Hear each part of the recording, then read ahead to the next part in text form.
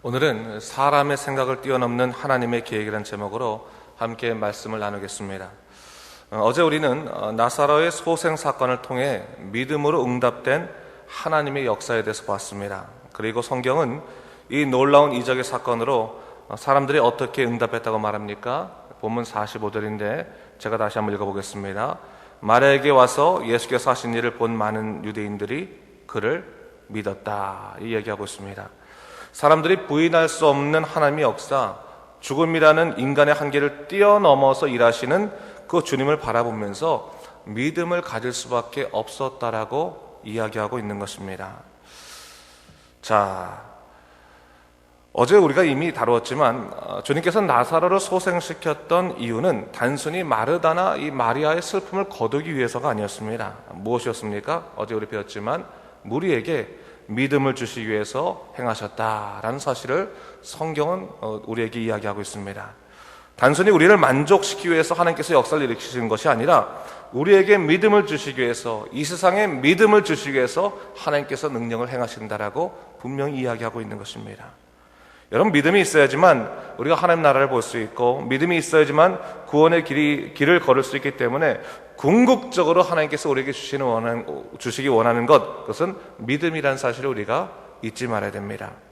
하지만 하나님께서 믿음을 주신다 하더라도, 믿음을 주시려 한다 하더라도 이를 받아들이는 자의 심령이 준비되어 있지 않는다면 믿음은 뿌리를 내릴 수 없음을 우리가 알아야 됩니다. 마태복음 13장에 보면요, 씨 뿌리는 자 비유나지 않습니까? 거기에서 보면 씨앗이 떨어지는데 좋은 땅, 좋은 밭에 떨어지지 아니하고 길가에 떨어지거나 돌짝밭에 떨어지거나 가시 떨기에 떨어지면 소용이 없는 겁니다. 뿌리를 내리지 못하는 거예요. 그러기에 성령께서 믿음으로 역사하실 때 우리 마음을 주님께 드리는 그 예배자의 마음, 또 이 좋은 밭으로서 하나님 주님의 주신 그 믿음이 우리 심령 가운데서 뿌리를 내리고 꽃을 피게 하여 주시옵소서라고 하는 그런 이 간절한 갈망의 심령이 없으면 여러분, 우리 믿음의 역사를 누릴 수 없게 된다는 것을 알아야 됩니다. 그런 의미에서 오늘 46절에는 주님의 그 놀라운 역사 앞에 오히려 영적으로 고발하는, 예수님을 고발하는 영적인 폐역자가 있었음을 성경은 얘기하고 있습니다. 본문 46절에 보니까 그 중에 어떤 자, 이렇게 표현하고 있는데, 그 중이라고 하는 말은 예수님 옆에서 예수님의 놀라운 역사를 본 사람들을 말하는 거죠. 그런 사람 중에서 어떤 사람이 있었다는 거예요? 하나님의 놀라운 그 부인할 수 없는 역사가 있었음에도 불구하고 그 심령에 잘못된 생각과 행동이 깃들어 있는 자는 뭐예요? 하나님이 주신 믿음 앞에서 그 믿음에 굴복하지 않더라, 그 믿음을 받아들이지 않더라라는 것을 얘기하고 있는 거예요. 오히려 간악해지고 더 삐뚤어지더라라는 것을 얘기하고 있는 거예요. 여러분, 우리가 어떤 사람이 믿음을 갖지 못하는 그 이유가 단순하게 하나님의 역사를 맛보지 못했기 때문이라고만 얘기해서는 안 되는 거예요. 사람의 심령 자체가 사실 악하지 않습니까? 정말 주님이 주시는 그 부인할 수 없는 놀라운 역사 앞에서도 자기의 것들을 놓지 아니하려고 하는 욕심스러운 우리 자아, 그것이 사실 우리 안에 있습니다. 그 자아가 깨지지 않는 이상 주님이 주시는 그 믿음이 우리 안에 자리 잡을 수가 없는 거예요. 오늘 본문에서 어떤 사람이 예수님의 역사를 바리새인에게 고하고 이로 말미암아 대제사장들과 바리새인들이 공회를 모으고 예수님의 문제에 관해서 의논하고 있는 것을 볼 수 있습니다. 이 사람을 그대로 두게 되면 모든 사람이 그를 믿게 되고, 그러고 나면 이를 문제 삼아서 로마인들이 와서 우리 땅과 어떤 민족을 빼앗을 것이다 라고 그들을 걱정하면서 서로 토의를 했습니다. 자, 하나님께서 보여주신 것이 뭡니까? 예수님께서 보여주신 것이 뭡니까? 하나님 나라였어요. 하나님 나라. 로마 그런 이 삶의 정황이 아니라 그들이 궁극적으로 가야 될 하나님 나라에 대해서 전하시고 하나님 나라에 대해서 말씀하셨어요. 어떻게 보면 인간이 길을 잇고 있을 때 진정 우리가 가야 될 우리의 인생길은 어디인가, 우리의 본향은 어디인 것인가에 대해서 가르쳐 주셨어요. 그러나 사람들은 그 본향을 바라보려고 하지 않고 뭘 바라보는 거예요? 자기들 살고 있는 이 땅의 현실 속에서만 조금만 더 유익된 삶을 사는 것, 그거에 매여 있었다는 거예요. 여러분, 세상 중심적인 사람들은요, 믿음이 가리키는 방향을 보지 않습니다. 오히려 그 믿음이 가리키는 방향으로 말미암아 일어날 수 있는 문제와 손해로 인해서 걱정에 휩싸게 되는 것이 믿음이 없는 자들의 특징이에요. 이런 교회 하는 데도 마찬가지죠. 우리가 믿음에 관해서 이야기하고 때론 하나님의 말씀으로 도전적인 얘기할 때 그 하나님의 말씀이 가리키는 방향을 보는 사람이 있는가 하면 어떤 사람은 그 말로 인해서 자기에게 벌어질 수 있는 세상의 문제들, 또 뭐 경제적인 어려움들, 손해들, 그런 것들을 계산하고 가늠해 보는 사람들이 있을 수 있어요. 그것을 바로 얘기하는 거예요. 말씀이 선포되었고 하나님 나라가 눈에 보였음에도 불구하고 하나님 나라로 가지 못하는 사람이 있을 수 있다는 것을 성경은 우리에게 이야기하고 있는 것이고 예수님은 그것을 우리에게 지적하고 있는 것입니다. 여러분, 믿음의 사람으로 산다고 하는 것이 바로 이런 겁니다. 믿음이 가리키는 방향으로 걸어가는 자, 그리고 무엇보다도 믿음으로 살 수 있다고 믿고 그것을 따르는 자, 그것이 믿음으로 사는 자예요. 그냥 뭐 교회에 등록하고 다닌다고 해서 다 믿음의 사람이 되는 것이 아니에요. 예수에 대해서 관심 없을 수도 있고요. 또한 예수 그리스도께서 말씀하시는 그 믿음의 세계에 대해서 관심 없을 수도 있다는 것을 우리가 알아야 되는 것입니다. 여러분, 믿음의 첫 번째 시작은 하나님께서 우리에게 씨앗을 주시는 거나 마찬가지예요. 근데 그 씨앗을 받는 사람이 있고 받지 않는 사람이 있을 수 있다는 것을 알아야 되는 거예요. 아니, 씨앗을 받았다 하더라도 세상의 염려와 재리 유혹 때문에 그 씨앗이 뿌리를 내리지 못하고 그만 상해버리거나 말라 비틀어져 버리는 그런 경우들도 있을 수 있다는 것을 우리가 알아야 되는 것입니다. 그렇기 때문에 우리가 언제나 믿음으로 살기 위해서 성령으로 인해서 우리가 마음의 갈망을 가질 것은 뭐냐면, 하나님, 주님이 내게 주신 그 믿음의 방향으로 걸어갈 수 있도록 인도하여 주시옵소서. 세상의 눈, 세상의 그 여러 가지 일들에 인해서 흔들리지 아니하고 오직 나의 중심을, 마음의 중심을 믿음으로 세울 수 있도록 인도하여 주시옵소서라고 기도할 수 있는 것이 우리에게 필요하다는 것을 우리가 알아야 됩니다. 그렇기 때문에 여러분, 오늘 본문도 마찬가지죠. 나사로의 소생사건, 그거는 이 세상에서는 있을 수 없는 일이에요. 아무리 명의라 하더라도 죽은 사람을 살릴 수는 없습니다. 비교할 수 없는, 비교될 수 없는 탁월한 하나님의 놀라우신 역사, 절대적인 하나님의 역사가 일어났어요. 거기서는 아무도 하나님의 역사가 하나님의 역사인지 아닌지 부인할 이유가 하나도 없었던 거예요. 거기서는 자복하고 무릎 꿇을 이유밖에 없었습니다. 그러나 그 분명한 하나님의 역사 앞에서 무릎을 꿇지 않는 사람이 있었다는 거예요. 오히려 그 무릎을 꿇지 않을 뿐만 아니라 그 일을 행하신 바로 그리스도를 핍박하는 사람이 있을 수 있다는 사실을 성경은 얘기하고 있습니다. 자, 그런데 여러분, 그들의 마음의 중심에 과연 어떠한 중심이 있었기 때문에 이런 일이 벌어졌을까? 여러분 좀 알아야 됩니다. 여러분, 우리가 믿음 생활 하더라도요, 우리 세상에 살아갈 때요, 여러 가지 반응이 있을 수 있잖아요. 예를 들어서 여러분, 이 세상적으로 예수 믿지 않는 사람들 보면, 예수 믿지 않는 사람들은 어떤 사람들 같은 경우에는 모든 것을 물질로 해석하는 사람이 있을 수 있잖아요. 그렇죠? 물질적으로 반응하는 사람이 있을 수 있고, 또 어떤 사람들은 그 물질에 대해서는 관심이 없으나 사람들과의 관계의 문제를 중요시 여기서 관계적인 반응을 하는 사람이 있을 수가 있고, 그렇죠? 그래서 또 여러 가지 뭐 반응이 있을 수 있어요. 믿음의 세계도 마찬가지예요, 사실은. 믿음의 세계도 예수를 믿는다고 해서 똑같이 믿음으로 반응하지는 않습니다. 어떤 사람은 신앙적으로 반응하는 사람이 있을 수가 있어요, 신앙적으로. 그러나 비슷해 보이지만 어떤 사람들은 윤리적으로 반응할 수가 있어요.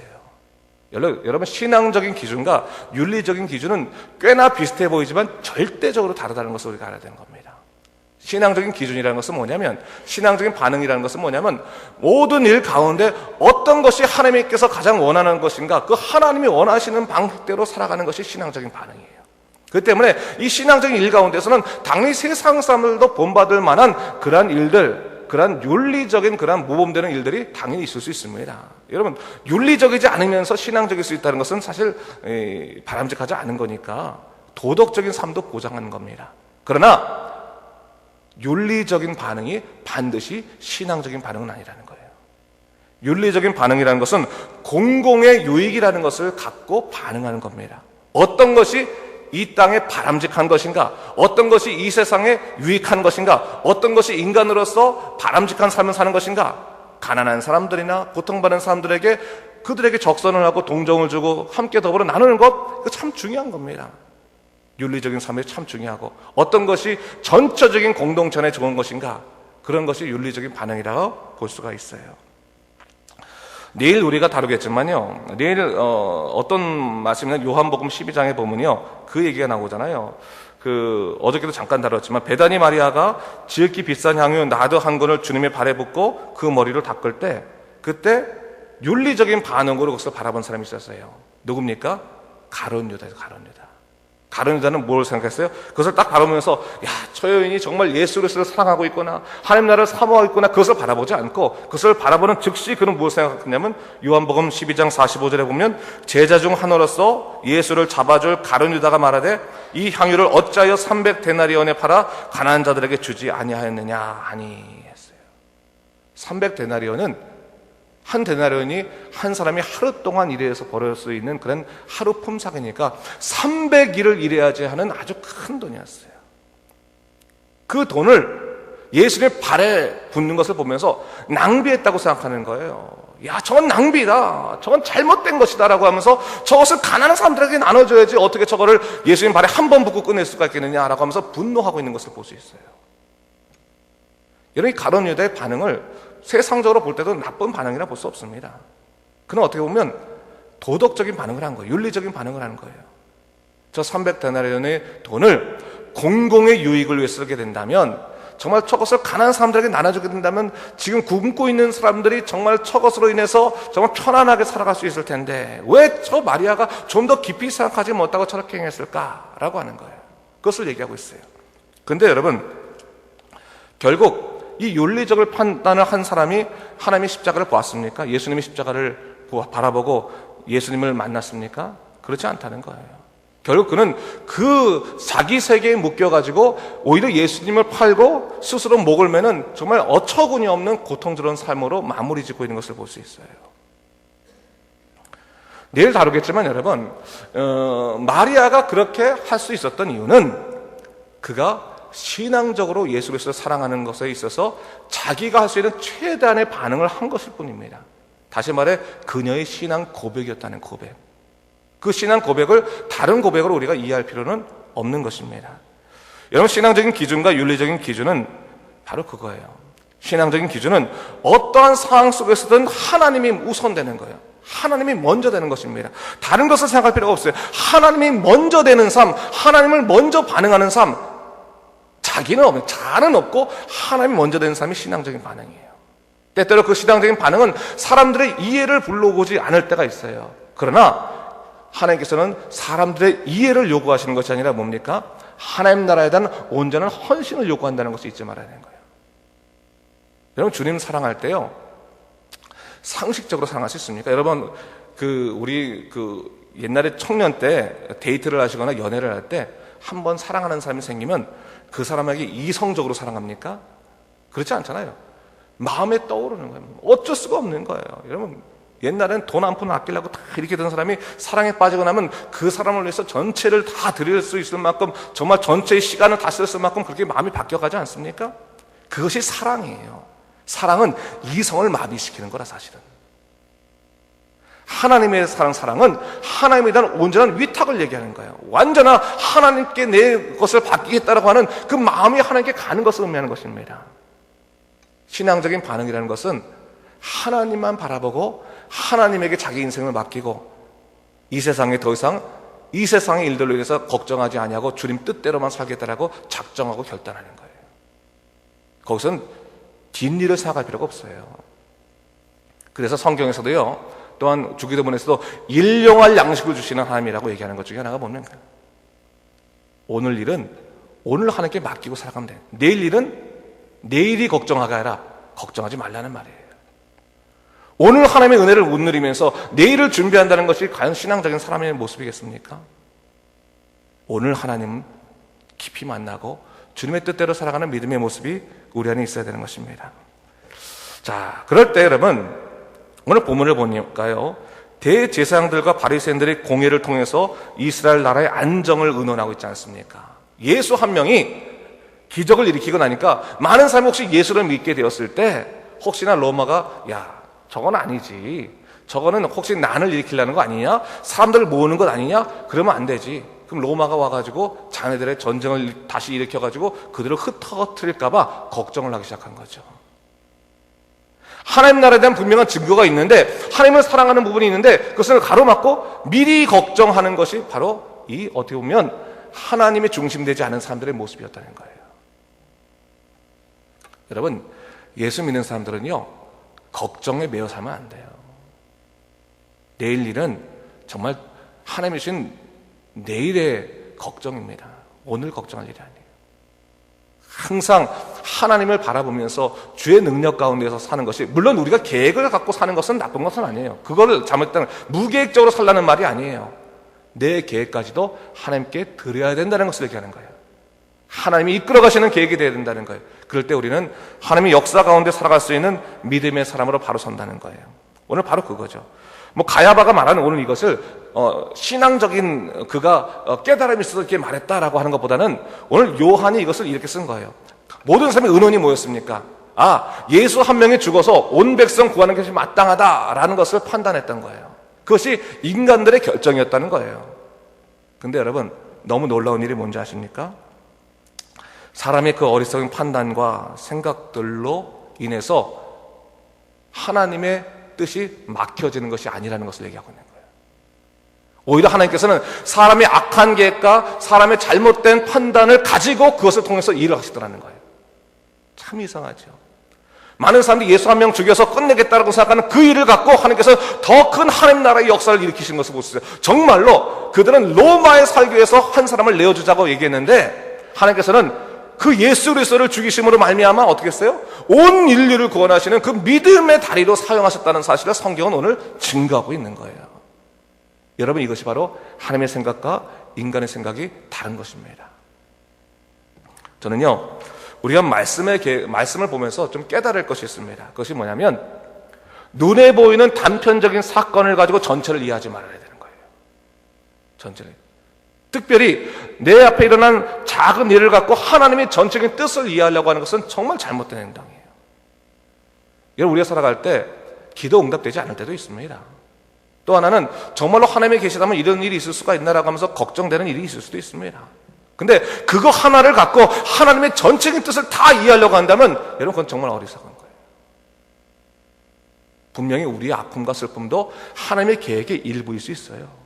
그러나 하나님께서 우리에게 구원의 계획이 전체의 계획이라면 이 아픈 계획을 갖고 하나님께서 어떻게 사용하실 것인가에 하나님의 계획의 저 너머를 바라봐야 되는 것이지, 지금의 내 아픔과 슬픔에 매여가지고 하나님이 주시는 전체의 계획들을 다 무너뜨리려고 하면 그것은 문제가 있다는 거예요. 여러분, 사람이요, 질병이 있기 때문에 그가 온몸을 보호할 수가 있는 거예요. 그걸 알아야 돼요. 어디 가서 부딪혔을 때 여기가 깨져가지고 피가 나야지만 더 큰 사고를 다 방지할 수가 있는 거예요. 아픔이 있어야지 살아가는 거예요. 고통이 없으면 죽은 거예요. 오늘 우리가 다 마찬가지예요. 오늘 하나님이 그걸 얘기하시는 거예요. 인간이 예수 그리스도를 막기 위해서였던 그 계획을 하나님께서는 그 계획을 더욱더 놀라운 계획으로 바꾸셔서 온 인류를 구원하는 계획으로 바꿔주셨지 않느냐. 사람의 생각을 뛰어넘는 하나님의 놀라운 계획이 있음을 믿어라. 우리에게 얘기해주고 있는 거죠. 여러분, 오늘 우리가 분명히 이 말씀을 통해서 알아야 할 것이 있습니다. 그것이 뭡니까? 눈에 보이는 어려움이나 악재에 넘어질 이유가 없다고 하는 거죠. 하나님이 하고자 한다면 사람의 생각을 뛰어넘는 하나님이 계획이 있다라는 것을 잊지 말아야 되는 것이고, 또 하나 분명히 알아야 할 것은, 여러분, 즐거움과 기쁨만이 있는 것이 믿음 생활이 아니에요. 분명히 아셔야 하는 거예요. 믿음 생활을 하고 작정했다면 거기에는 그 믿음으로 말미암아 아픔과 고통이 있을 수 있다는 것을 알아야 되는 거예요. 그것이 제자의 삶이에요. 여러분, 우리가 목적지를 가려면 그 길의 상태를 바라보는 것이 아니라 방향을 바라보는 겁니다. 항상 잊지 말아요. 방향을 바라보는 거예요. 예수 믿는 사람들이요, 방향을 바라보지 않고 상태를 바라보니까 자꾸 흔들리는, 자꾸 길을 잃어버리는 거예요. 조금만 걸어가다가 어려운 일이 일어나거나 또 불편한 일이 일어나면 이 길이 아닌가 해서 저 길로 가야 되나, 이 길로 가야 되나, 왔다 갔다 보니까 방향을 잃어버리잖아요. 상태가 중요한 게 아니에요. 방향이 중요한 거예요. 예수 믿어도 어려움이 있습니다. 예수 믿어도 고통은 있을 수 있습니다. 예수 믿는다고 해서 고통 없고 맨날 좋은 일만 생긴다고 절대로 생각해서는 안 돼요. 그건 착각이에요. 예수 믿어도 힘든 일이 있을 수 있습니다. 그러나 그 힘든 일이 있음에도 불구하고 예수 그리스도를 의지하면서 그 방향을 놓지 아니하고 걸어가는 자에게는 무엇이 있습니까? 영생의 소망이 있어요. 구원의 역사가 있는 것입니다. 그래서 성경은 우리에게 분명히 이야기해 주는 겁니다. 예수님께서 겟세마네 기도를 통해서 그 문제, 십자가의 문제 때문에 고민하면서 땀이 피가 되도록 기도하셨고, 그러나 그 마음에 하나님이 주신 결단을 통해서 골고다를 언덕할 때 그 골고다 언덕길이 너무나 고통스럽고 힘들었지만 그것이 하나님의 길이었기 때문에 걸어가게 되었을 때 그 십자가 너머에는 뭐가 있었습니까? 부활의 역사가 있었다는 것을 성경은 우리에게 가르쳐주고 있어요. 여러분, 혹시나 어려움이 있으면요, 골고다의 언덕이구나, 어쩔 수 없이 이건 내가 넘어가야지. 왜? 내 십자가를 지고 걸어가야 되는 내 길이니까 걸어가십시오. 두려워하지 마십시오. 하나님의 사람들은 순간순간 현재적인 일들에 있어 고민할 것이 아니라 그 어려움이 있으면 기도하세요. 하나님, 오늘을 이길 수 있는 힘을 주십시오. 나를 붙잡아 주시옵소서. 그러면 하나님께서 이기게 하십니다. 그 놀라운 하나님의 역사 가운데서 살아가는 여러분 되시길 주님의 이름으로 축원합니다. 기도하겠습니다. 주님 감사합니다. 하나님께서 우리에게 주시는 그 귀한 놀라운 역사의 삶이 있는데, 주 하나님 아버지, 우리가 잊어버리고 혹시 자꾸 작은 일에 넘어지지 않습니까? 주여 성령으로 인도하여 주시고 오늘 하나님께서 우리를 지키시는 그 오늘의 능력들을 붙잡고 살아가는 믿음의 사람 되시도록 인도하여 주시옵소서. 어떤 일이 있더라도 하나님이 나를 향하신 그 계획이 있다는 것을 믿고 힘을 내어 걸어가시는 믿음의 사람 되시도록 인도하여 주시옵소서. 감사드리며 예수님 이름으로 기도드립니다. 아멘.